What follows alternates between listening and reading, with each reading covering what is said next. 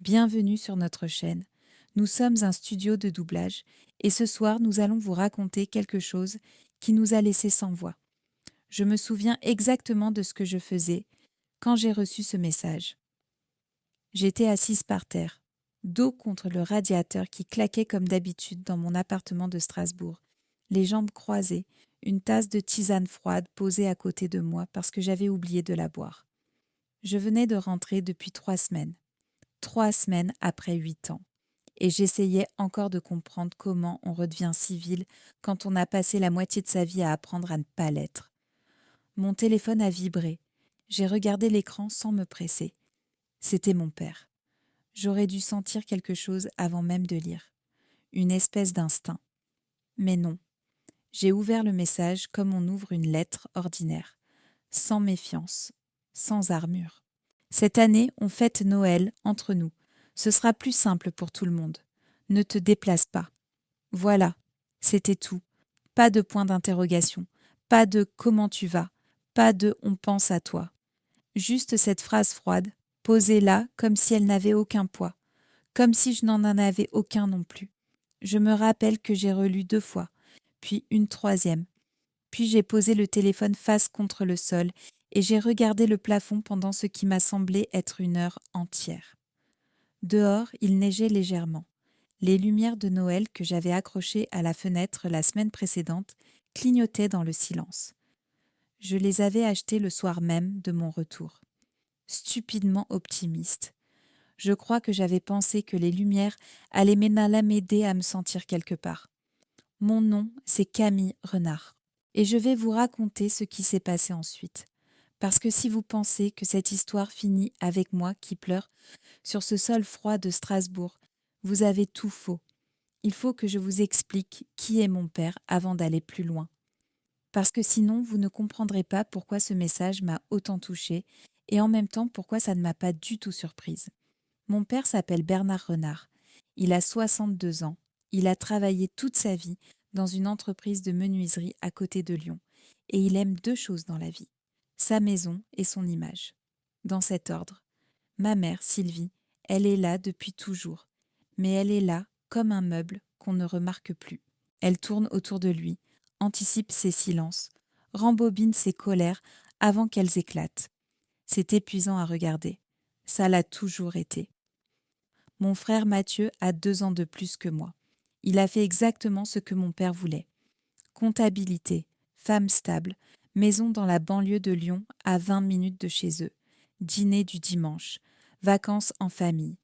Il a compris très tôt que la paix, ça s'achète avec la conformité. Moi, j'ai choisi autrement. À 19 ans, j'ai signé mon engagement. Je n'avais pas vraiment de plan. J'avais juste ce besoin violent de prouver quelque chose. Pas à eux, à moi. Que j'existais autrement que comme la fille de Bernard Renard, qui n'avait pas l'air d'en vouloir. Le jour de mon départ, mon père m'a serré la main. Pas embrassé, serré la main, comme à une connaissance lointaine. Ma mère pleurait dans un mouchoir en tissu qu'elle gardait dans la manche de son pull. Mathieu regardait son téléphone. Et c'est sur cette image que je suis partie. 8 ans. 2 théâtres d'opération. Une blessure au genou gauche qui m'a valu 6 semaines d'hôpital militaire. Des visages que je ne pourrai jamais oublier, et d'autres que j'ai appris à enterrer quelque part au fond, dans une boîte fermée à triple tour. J'ai appris à dormir avec du bruit. J'ai appris à me lever sans raison d'être heureuse et à avancer quand même. J'ai appris à être fiable pour des gens dont ma vie dépendait littéralement. Et pendant tout ce temps, j'appelais. Chaque anniversaire, chaque fête, j'envoyais des colis pour Noël, des cartes pour Pâques. Quand la toiture de leur maison a eu un problème, c'est moi qui ai envoyé l'argent, sans qu'on me le demande, sans qu'on me le rende, sans qu'on m'en remercie vraiment, juste un message de ma mère qui disait « C'est gentil ma chérie » et puis plus rien. Je racontais ça à ma collègue Inès, un soir en mission. On attendait dans un véhicule depuis des heures, et elle m'avait regardée avec cette expression que je n'oublierai jamais. Elle avait dit « Camille, tu réalises que tu paies pour avoir le droit d'exister dans ta propre famille ?» Je n'avais pas répondu. Mais la phrase, elle s'était collée quelque part. Revenons au soir du message. J'ai fini par me relever du sol, J'ai répondu une seule chose. D'accord. 2 syllabes. Pas de point d'exclamation. Pas de question. Juste d'accord. Comme si c'était la météo. Et puis j'ai annulé le billet de train que j'avais réservé 3 semaines plus tôt. J'avais hésité sur le siège. Fenêtre ou couloir. Je m'en souviens parce que c'est absurde, ce genre de détail qu'on retient. J'avais choisi fenêtre. J'avais imaginé regarder défiler les Alpes sous la neige en buvant un café. J'avais même pensé à apporter quelque chose pour ma mère. Un livre qu'elle avait mentionné en passant lors d'un appel en octobre.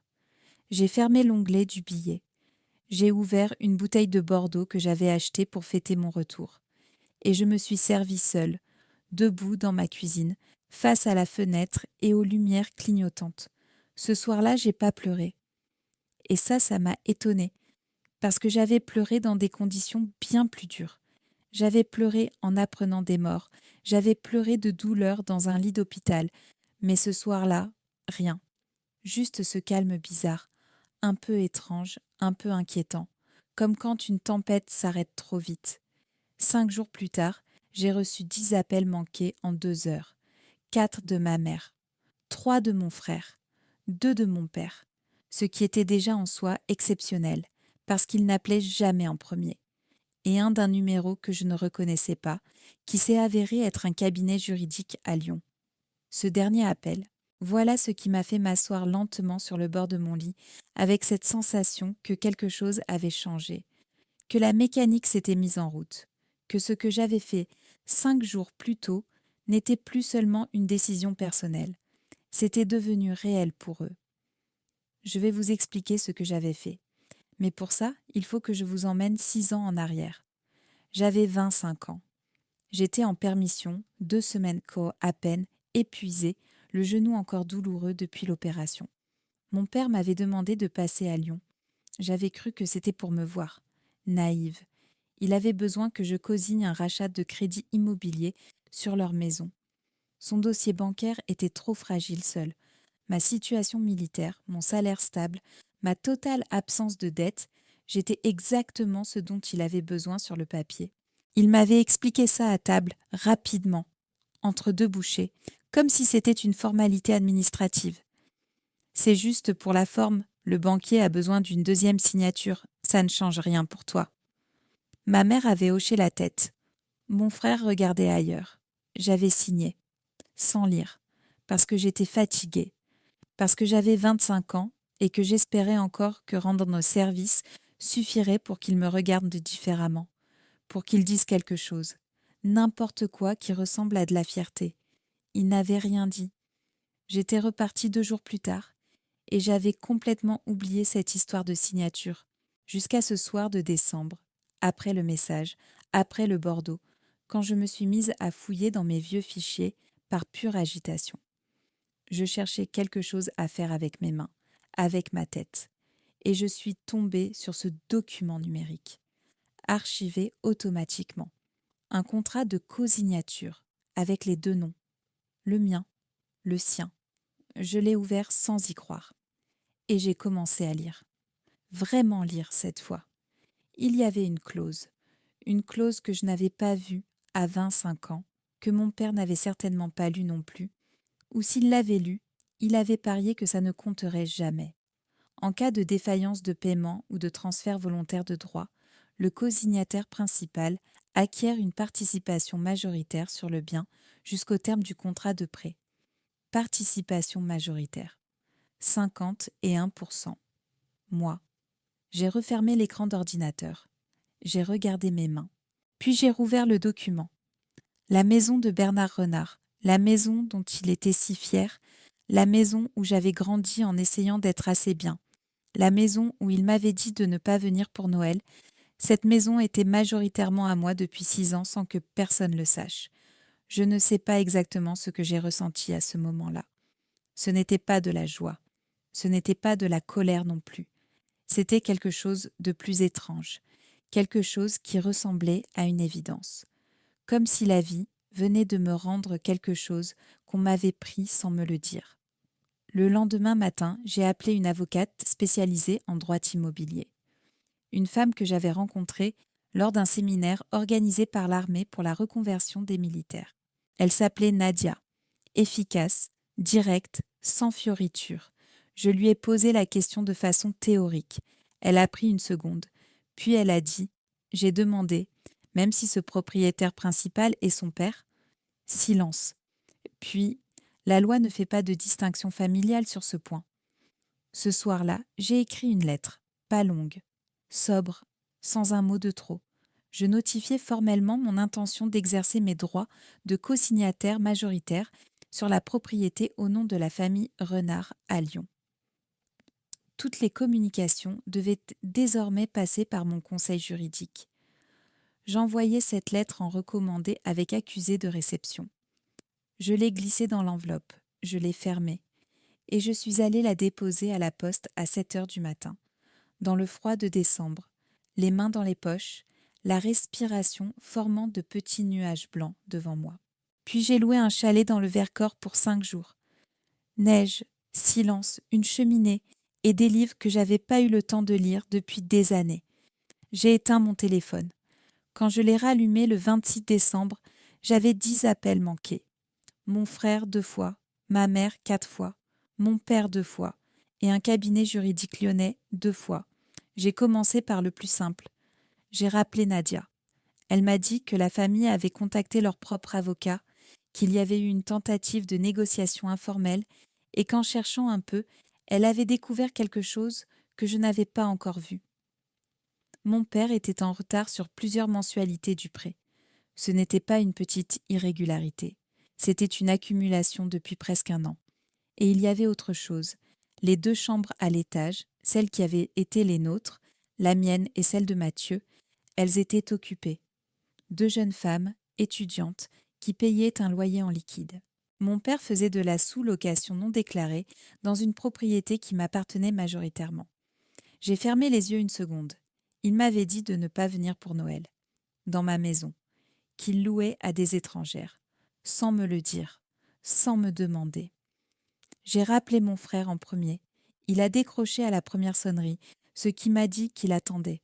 J'ai dit « J'exerce des droits légaux sur un bien que je co-signe depuis 6 ans. C'est la maison de papa. C'est aussi la mienne, à 51%. » Il y a eu un silence. Puis il a dit, d'une voix qui essayait d'être raisonnable, « Tu ne peux pas faire ça à la famille. » Et là, j'ai senti quelque chose se fissurer en moi.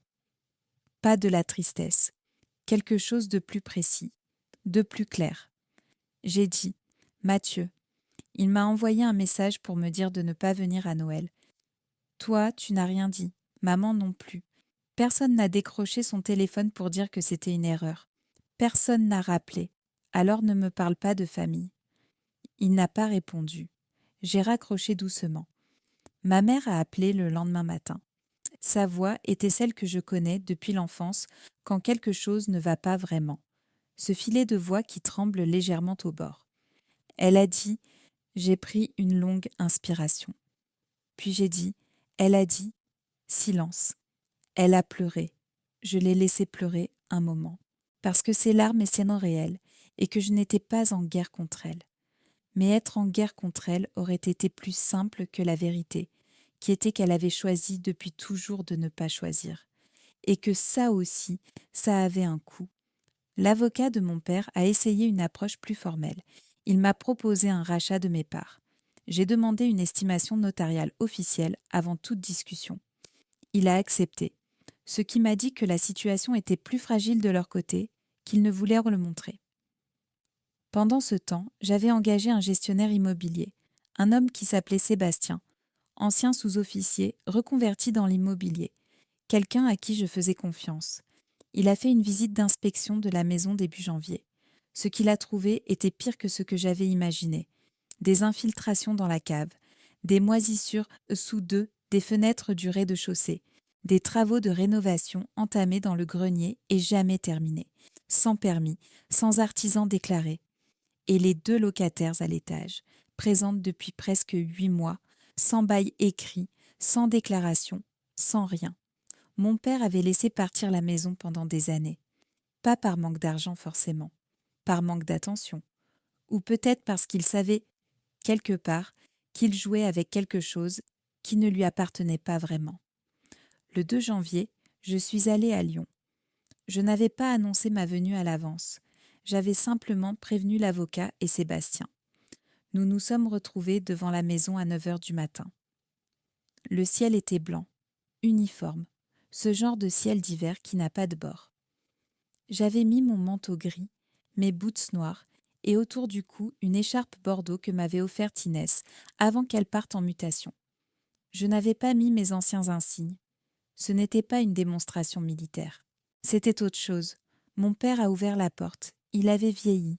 Ou c'était la peur. Les deux peut-être.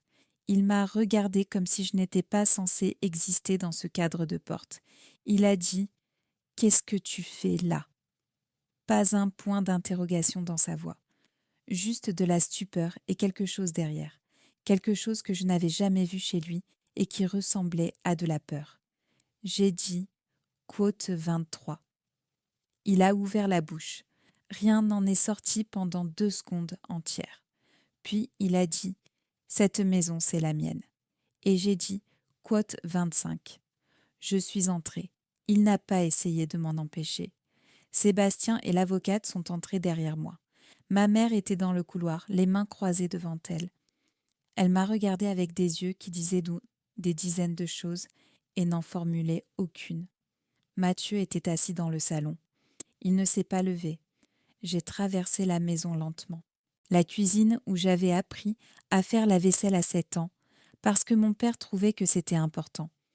Le couloir où ses trophées de pétanque occupaient encore une étagère entière. L'escalier dont la 3e marche craque depuis que j'ai 12 ans et que personne n'a jamais réparé. Et ma chambre. Enfin, ce qui avait été ma chambre.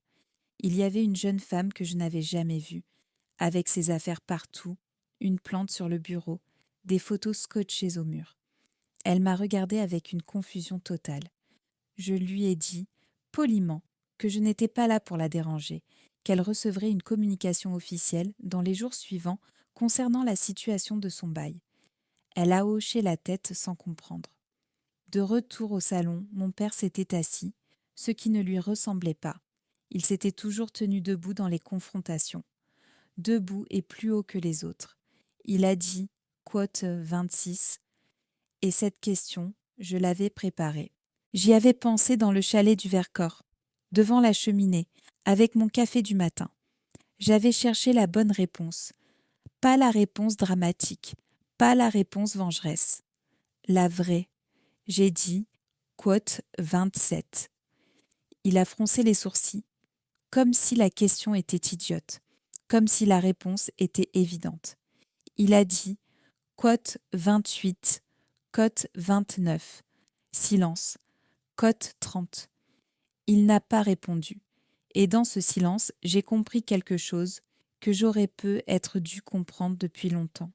Il n'avait pas de réponse. Il n'avait jamais eu à en formuler une parce que je n'avais jamais demandé. J'avais juste continué à appeler, à envoyer, à espérer, à pardonner sans qu'on me le demande, à revenir comme si de rien n'était. J'avais été tellement disponible que j'étais devenue invisible. Sébastien a remis son rapport d'inspection à l'avocate. L'avocate a résumé la situation juridique à voix haute, calmement, comme si elle lisait un compte rendu de réunion. Mon père écoutait en regardant ses mains. Ma mère ne bougeait pas. Mathieu, pour la première fois de la matinée, s'était levé et se tenait debout dans l'embrasure de la porte.